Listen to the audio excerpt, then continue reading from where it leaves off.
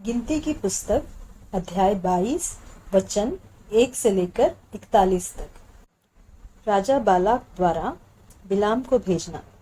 तब इस्राएलियों ने कूच करके यरीहो के पास यरदन नदी के इस पार मोआब के अराबा में डेरे खड़े किए।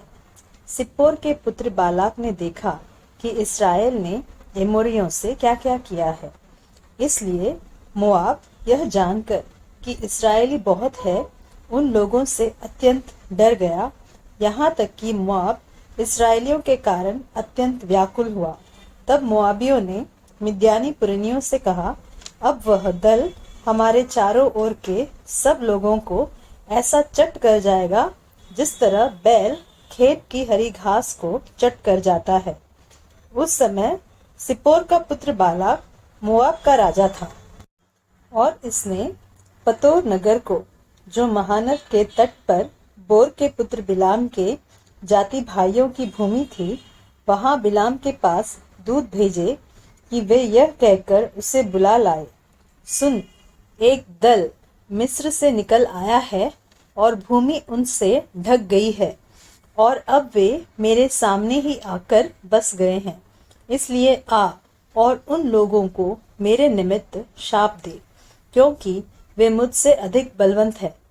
तब संभव है कि हम उन पर जयवंत हो और हम सब इनको अपने देश से मार कर निकाल दें, क्योंकि यह मैं जानता हूँ कि जिसको तू आशीर्वाद देता है वह धन्य होता है और जिसको तू शाप देता है वह श्रापित होता है। तब मोआबी और मिद्यानी पुरनिये भावी कहने की दक्षिणा लेकर चले और बिलाम के पास पहुंचकर बालाक की बातें कह सुनाई। उसने उनसे कहा, आज रात को यहाँ टिको और जो बात यहोवा मुझसे कहेगा उसी के अनुसार मैं तुमको उत्तर दूंगा। तब मोआब के हाकिम बिलाम के यहाँ ठहर गए।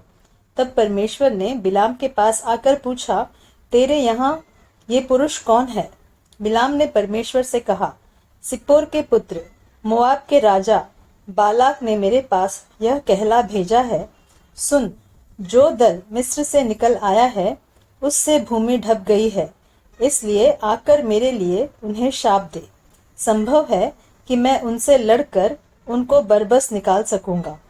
परमेश्वर ने बिलाम से कहा, तू इनके संग मत जा, उन लोगों को शाप मत दे, क्योंकि वे आशीष के भागी हो चुके हैं।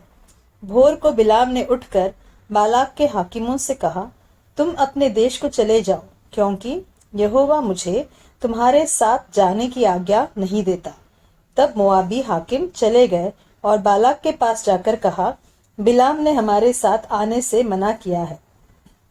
इस पर बालाक ने फिर और हाकिम भेजे जो पहलों से प्रतिष्ठित और गिनती में भी अधिक थे। उन्होंने बिलाम के पास आकर कहा, सिप्पोर का पुत्र बालाक यो कहता है, मेरे पास आने से किसी कारण मना मत कर, क्योंकि मैं निश्चय तेरी बड़ी प्रतिष्ठा करूंगा और जो कुछ तू मुझसे कहे वही मैं करूंगा, इसलिए आ और उन लोगों को मेरे निमित्त शाप दे। बिलाम ने बालाक के कर्मचारियों को उत्तर दिया, चाहे बालाक अपने घर को सोने चांदी से भरकर मुझे दे दे, तो भी मैं अपने परमेश्वर यहोवा की आज्ञा को पलट नहीं सकता कि उसे घटाकर या बढ़ाकर मानूं।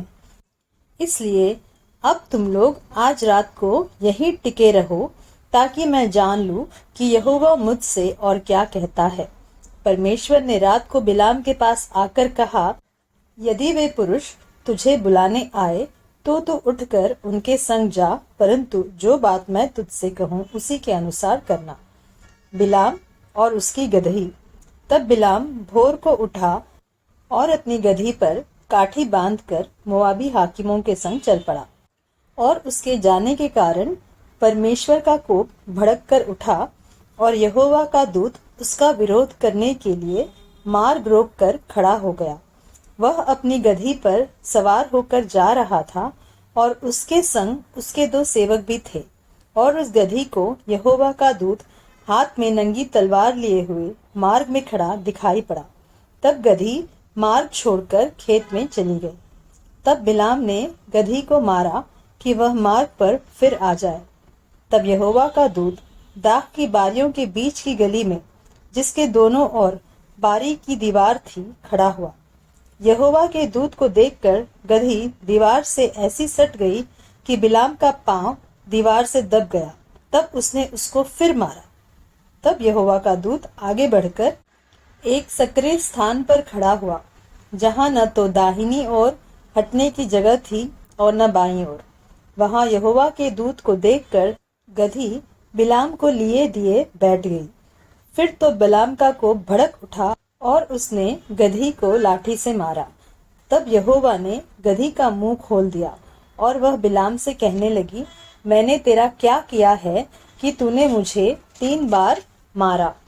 बिलाम ने गदही से कहा, यह कि तूने मुझसे नटखटी की। यदि मेरे हाथ में तलवार होती तो मैं तुझे अभी मार डालता। गदही ने बिलाम से कहा, क्या मैं तेरी वही गदही नहीं जिस पर तू जन्म से आज तक चढ़ता आया है? क्या मैं तुझसे कभी ऐसा करती थी? वह बोला, नहीं। तब यहोवा ने बिलाम की आंखें खोली और उसको यहोवा का दूत हाथ में नंगी तलवार लिए हुए मार्ग में खड़ा दिखाई पड़ा। तब वह झुक गया और मुंह के बल गिर के दंडवत की। यहोवा के दूत ने उससे कहा, तूने अपनी गदही को 3 बार क्यों मारा? सुन, तेरा विरोध करने को मैं ही आया हूँ, इसलिए कि तू मेरे सामने उल्टी चाल चलता है, और यह गदही मुझे देखकर मेरे सामने से 3 बार हट गई। यदि वह मेरे सामने से हट न जाती तो निस्संदेह मैं अब तक तुझे तो मार ही डालता, परंतु उसको जीवित छोड़ देता। तब बिलाम ने यहोवा के दूत से कहा, मैंने पाप किया है। मैं नहीं जानता था कि तू मेरा सामना करने को मार्ग में खड़ा है। इसलिए अब यदि तुझे बुरा लगता है तो मैं लौट जाता हूँ। यहोवा के दूत ने बिलाम से कहा, इन पुरुषों के संग तू चला जा, परंतु केवल वही बात कहना जो मैं तुझसे कहूंगा। तब बिलाम बालाक के हाकिमों के संग चला गया। बालाक द्वारा बिलाम का स्वागत। यह सुनकर कि बिलाम आ रहा है, बालाक उससे भेंट करने के लिए मोआब के उस नगर तक जो उस देश की अर्नोन वाली सीमा पर है गया।